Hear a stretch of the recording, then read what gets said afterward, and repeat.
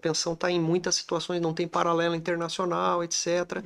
Só que quando veio a reforma da pensão, veio tão mais forte do que eu imaginava, que o pessoal falava assim, você já viu quanto é que a sua esposa vai ganhar se você falecer? Eu falei, eu não quero nem Caraca. fazer a conta.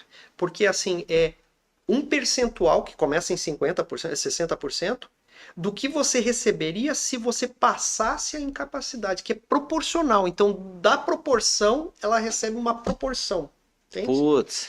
Só que os militares, nesse caso, foram poupados. Então, a pensão militar, ela está realmente favorecida. Essa é, eu acho que é a grande diferença. Você acha que esse é o momento de tensão hoje no Brasil? Porque a gente sabe que acontece no Congresso, por exemplo, hoje tem o pronunciamento do ministro da Fazenda, mas eu sei que hoje mesmo tem uma comissão aí liderada pro pessoal do podcast do Prosa Militar, que eles estão lá pleiteando que as pensionistas militares sejam revistas, porque elas perderam, mas você está falando que o civil perdeu muito mais. O civil perdeu bem. Muito mais. Inclusive, por exemplo, não tem reversão da cota, né? Antes a gente tinha as reversões das cotas. Se eu tenho filho aqui, filho ali, né? Uhum. E aí a esposa recebe, vai dividir as cotas. No entanto, quando o filho atinge a maioridade, essa cota volta para Certo. pensionista. Poxa, não, Não, perdeu perdeu. a cota. 10% maioridade, pronto, até ficar a 60%. Então, no máximo, você vai ter 60%. É uma gigantesca redução, né?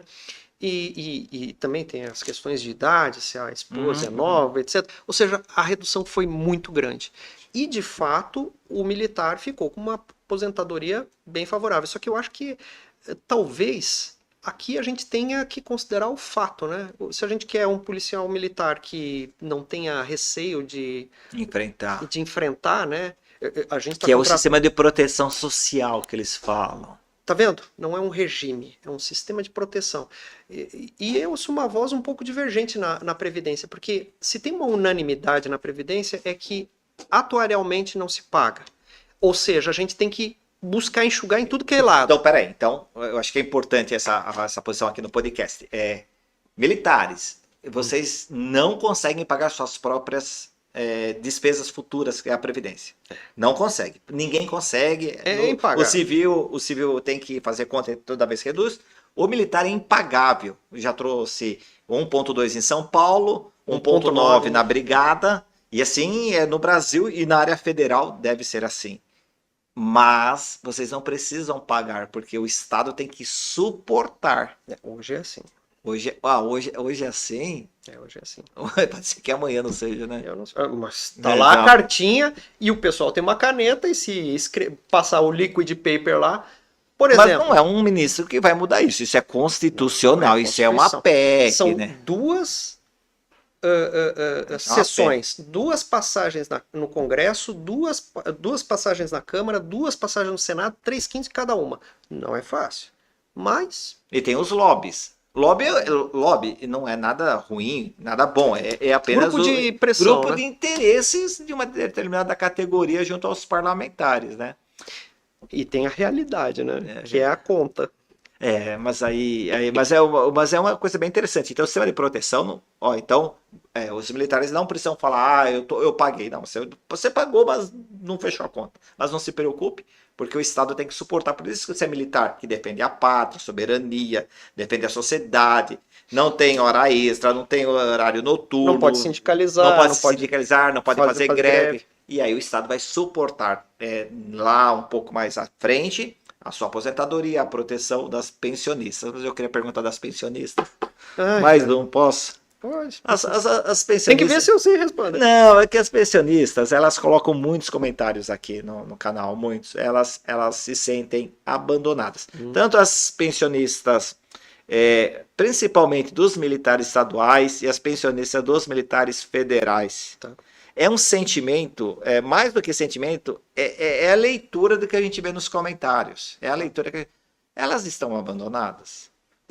Olha, eu acho que a grande. Eu vou falar o que eu vejo, né? Uhum. Eu circulo. Eu acho que a porta aberta é a porta do Poder Legislativo. Ela não pode se sindicalizar, não pode... Mas ela pode se sindicalizar. A pensionista, ela sim. pode. Inclusive, Ela pode. eu queria comentar sobre isso. Claro. O... Mas, no geral, elas falam que elas não têm quem recorrer, elas não têm uma representação, elas não fazem parte de associação militar, associação policial, elas estão num limbo. Onde eu falo assim, aqui é meu direito, aqui estou pagando muito, me parece que elas vão ficando... e é uma população que tem que ter cuidado, a gente tem que ter muita empatia com essas pessoas. Tem, porque a pessoa está numa fase cognitiva em declínio, né? Então, sim, tem que ser destinado o devido cuidado social e tem que ser destinada a devida atenção. A minha avó, gaúcha, belicosa, gostava de andar a cavalo, ela era presidente do IP, Instituto das Pensionistas do Estado do Rio Grande do Sul. Olha, eu falei, poxa, articulada, hein? Agora, articulada, né? E ela, poxa vida, eu me lembro quando teve articulada. Quando teve a reforma de 98, que permitia que a pensão, a partir daquele momento, fosse até 70%. Eu não me lembro direito o que era. O Estado do Rio Grande do Sul pegou o contra-cheque de todas as pensionistas do Estado e tirou 30%. E no outro dia estava 30% a menos. Ela agitou, ela tocou fogo lá no... Uma revolução colorada, praticamente, né? E aí ela conseguiu, em juízo, ir agitando, advogado e tal. Todo mundo tem que buscar os seus direitos no Estado brasileiro. E o Estado, ele comete seus atos de império, mas ele também dispõe de mecanismos para proteger. Eu não diria que o Tribunal de Contas é um bom caminho.